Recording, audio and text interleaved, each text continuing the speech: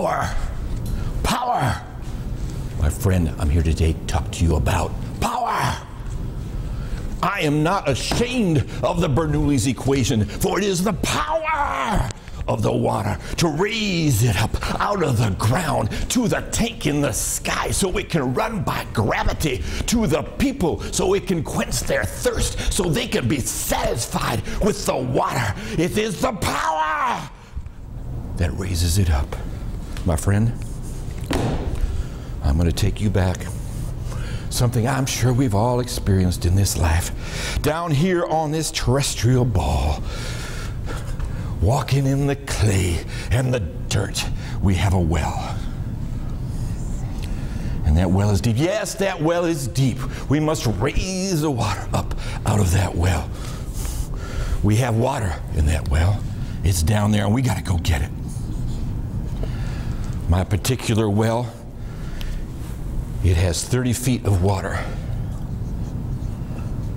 From the bottom of the well to the water surface. And there's another 25 feet from that water surface to the ground.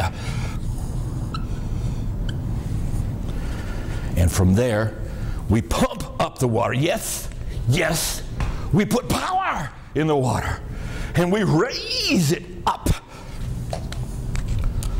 So I'm going to raise it up. Raise it up using my pump.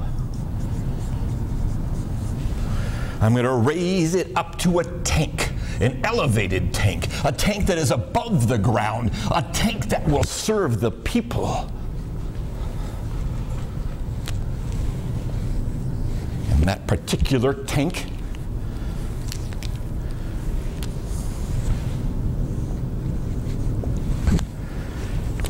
the bottom of the tank is 40 feet above the ground. 40 feet!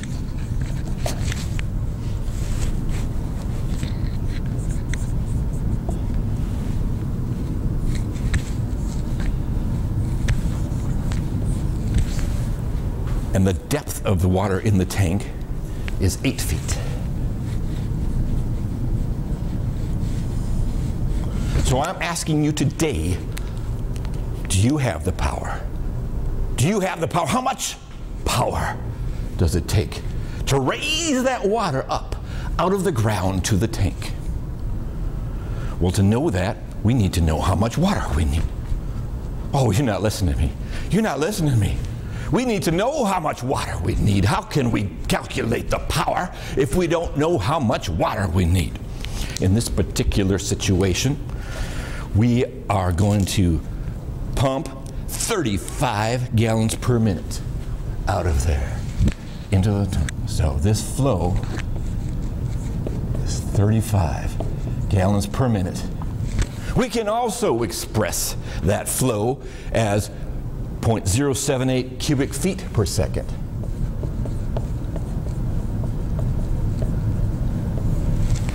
We could also express, no, I'm not going there. I'm not talking about meters. No meters in my classroom. We do feet, we do gallons. All right, so we must know the power. Power!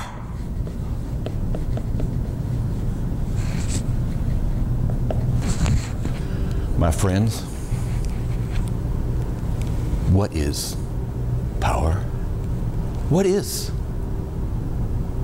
power? He that hath an utterance, let him speak. What is power? You son, what is power?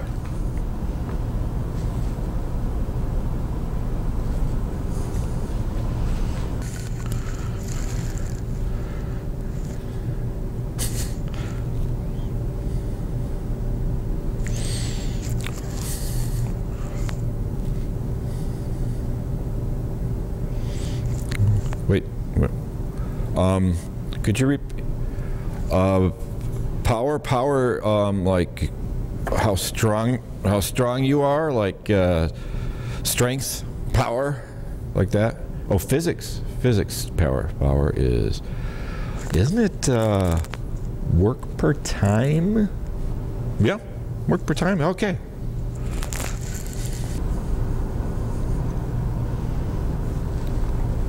That's good. Power, that's good, that's right, that's right, that's right, thank you. Power is work per time. Let me ask you again, son. Son, what is work? Because the work per time is the power. It takes some work to raise this body of flesh up off the ground and stand up like a man. It takes some power. And the more is the same amount of work, no matter how fast I stand up, it takes some work.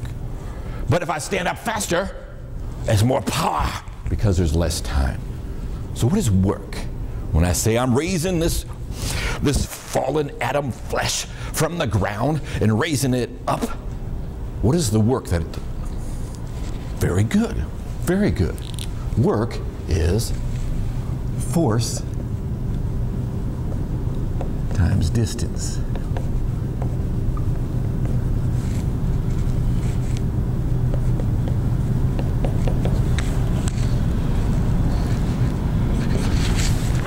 All right, we're tracking right now. Hey, don't look at me like a tree full of owls. I'm preaching good here. Let me and my friend here keep going. All right, friend. Force times distance is work per time. What force must we overcome to raise this water up, to raise it up out of the ground to the tank? What's that? Gravity. That's right, gravity, gravity. What is the expression of gravity? How has it expressed itself in this water? It's raising this water up. I'm picking water up. It's hard. It's hard to strain against the goads and pick that water up. Exactly. The force is the weight of the water.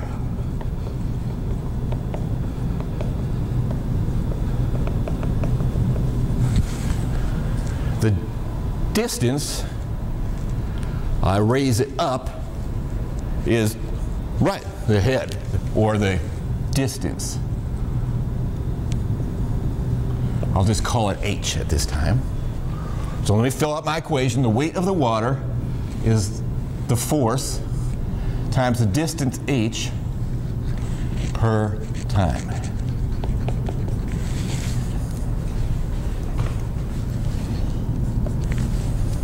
And son, how do I calculate that weight of that water? Is that right? Specific gravity, not, density, that's good. So really, density is the mass per volume. If we want the weight per volume, we want the specific weight or unit weight, which we use a gamma for it. In the original Greek, gamma, if I look in my book, in the original Greek, gamma, well, it's gamma. It's the unit weight of our fluid. In this case, it's water. So the weight of the water is gamma times, right, what's the volume of water?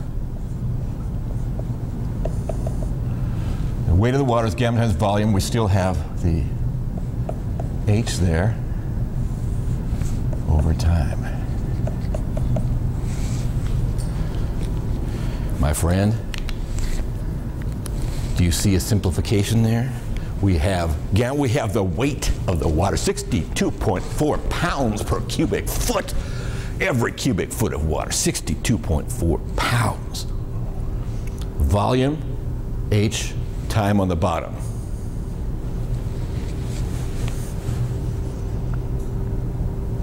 Anybody? You're not listening to me. You're not listening to me. What's that? Oh, very observant. That quantity right there, volume per time, is what we call the flow rate.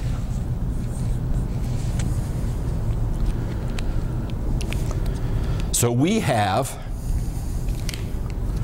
our equation for power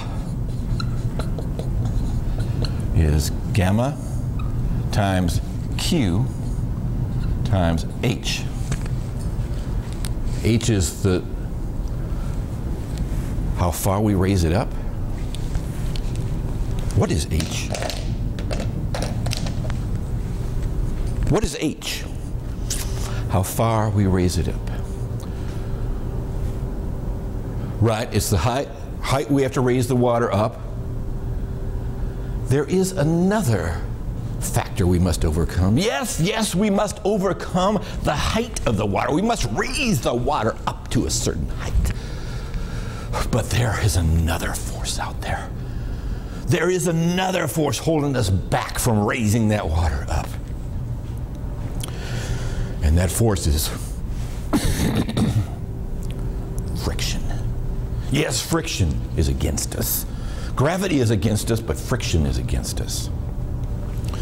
So H in my equation is the total head that I have to add to the water that I have to raise equals elevation that we have to raise it plus the head loss due to friction.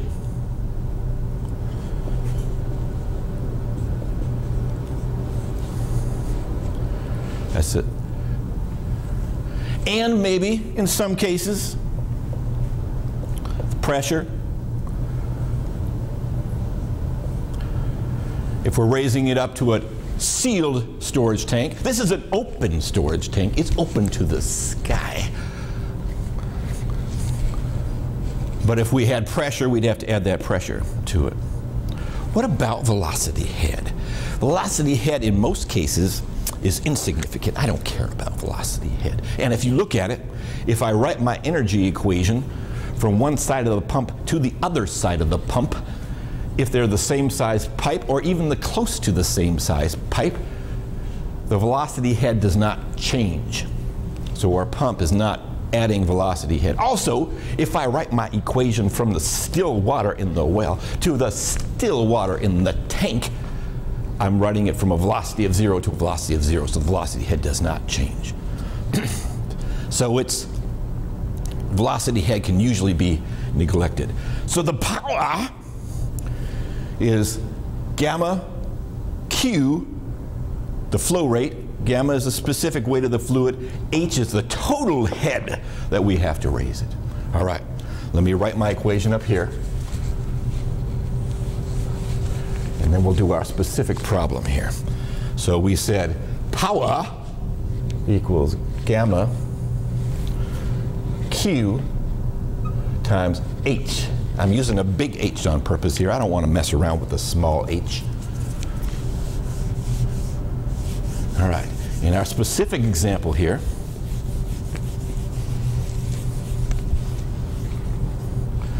our power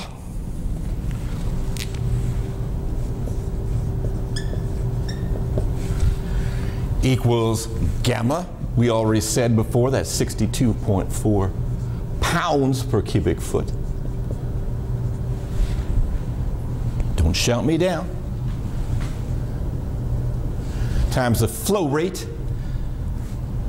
And the units I want, if I have cubic feet there, maybe I want to put this 0.078 cubic feet per second. That gives me pounds per second that I'm raising up. How far do I raise it? How far do I raise it? Do I raise it 30 feet plus 25 feet plus 40 feet plus 8 feet?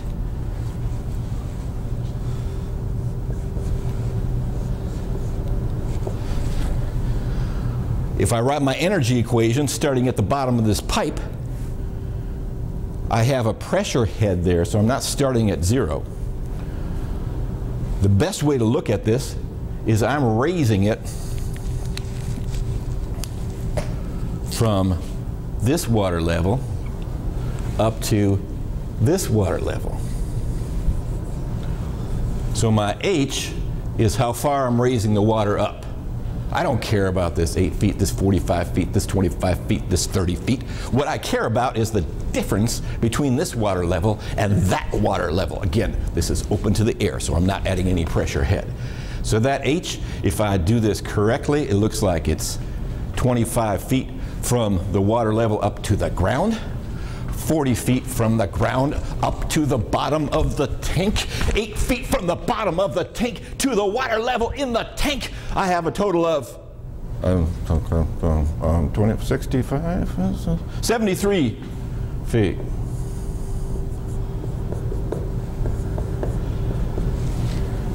But I also said that besides the gravity, there's another force against us.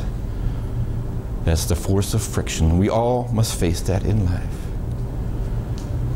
Think it not a strange thing when you suffer various persecutions and tribulations and oscillations of the United Nations. You will face this friction. It's not a strange thing. We all face it. But many are the afflictions of the righteous. But we overcome them all. In my description here, I tell you that the head loss due to friction in the pipe system is 12 feet. Now, in most cases, you have to calculate that number yourself. You don't have me. You're going to have to go off on your own.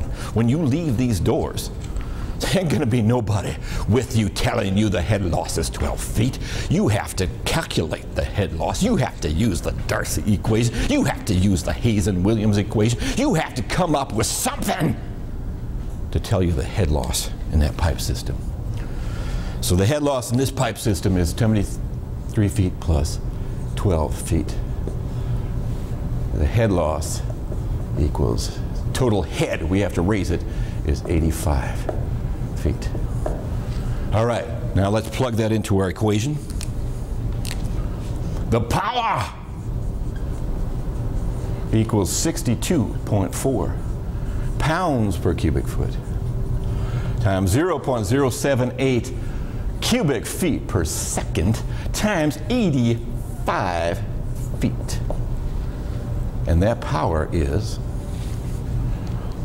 I'll wait for you. Yes? I believe the lovely Miss Shaylee has that number for us. Yes, thank you, Miss Shaylee.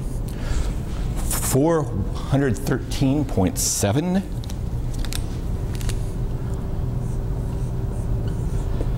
And the units on that are ding, ding, foot-pounds per second. Foot-pounds per second. I'm going to go to the hardware store. I'm going to walk in and I'm going to say, I need a pump. I need a pump to raise the water up out of a well. I need a pump to raise the water up out of the well to a tank. And I need that pump to raise the water up out of the level to the tank because I want to quench the thirst of the people. And I want a pump that gives me 413.7 foot-pounds per second. A man going to laugh at me.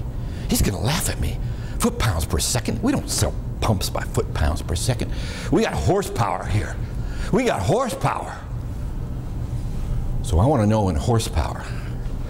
So the conversion from foot-pounds to second to horsepower is 550, and the units for that will be foot-pounds per second per horsepower.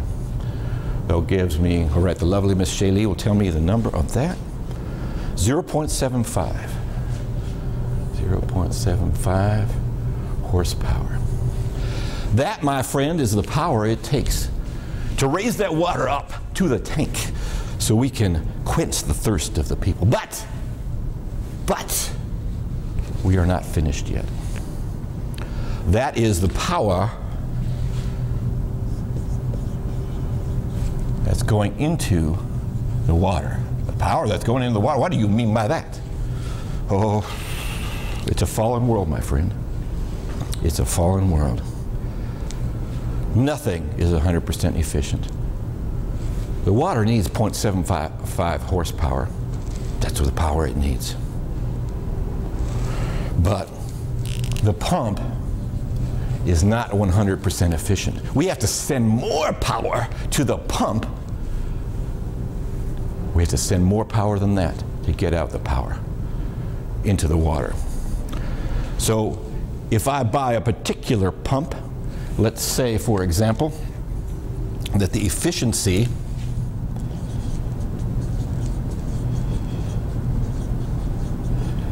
of my particular pump is 80%,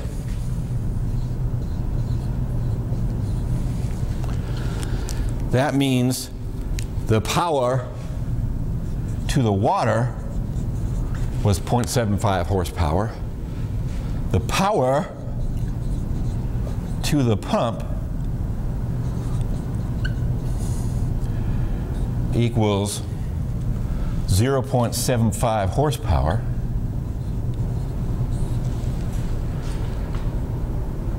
But only 80% of the power to the pump gets to the water. So only 80% of this power gets to the water. So to find out how much power I need for my pump, I take 0.75 horsepower divided by 0.80. And the lovely Miss Shaylee, yes? 0.94.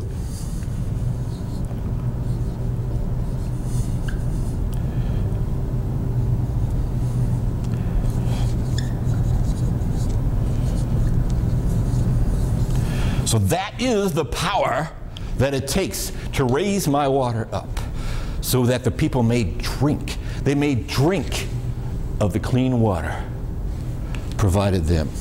Pump power. So let me sum this up. Let me sum this all up. And in closing,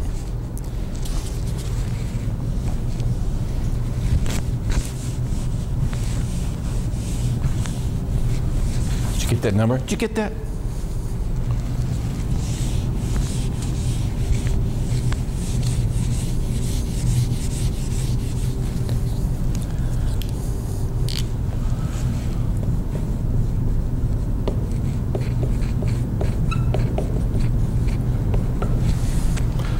The pump power that we need is the gamma, the unit weight of the fluid, times the flow rate of the fluid,